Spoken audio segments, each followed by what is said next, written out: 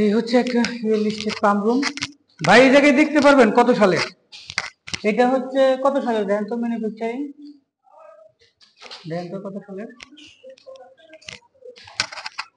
Black star একটা engine.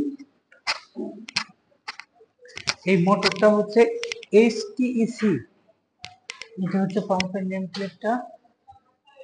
এটা 750 BPM এর একটা পাম্প। এখন এগুলো হচ্ছে কন্ট্রোলার, ডিজেল ট্যাঙ্কি হচ্ছে 150 লিটার, নিচে কন্ট্রোলার। আর ইনস্টলটা হচ্ছে নেগেটিভ সাকশন, গেট বাল্ব,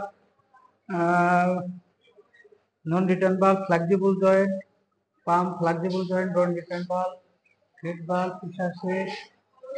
এটা হচ্ছে কমন হেডার, ঠিক এটা হচ্ছে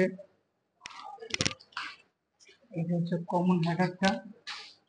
আর এইটা হচ্ছে আপনার ডিজেল ইঞ্জিনের সাকশন ডেলিভারি।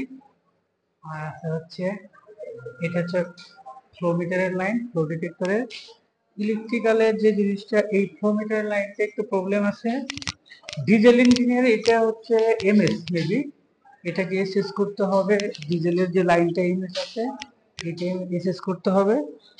আর হচ্ছে কেসিং রিলিফ বাল্বটা শর্ট আছে, কেসিং রিলিফ বাল্বটা এই পাম্প রুমে ইনস্টল করতে হবে।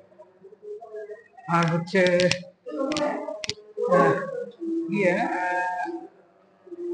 কেসিং রিলিফ বাল্বের হচ্ছে আপনার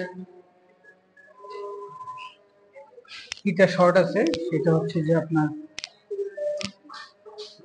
হচ্ছে ওভারঅল পাম্প রুমের পরিস্থিতি।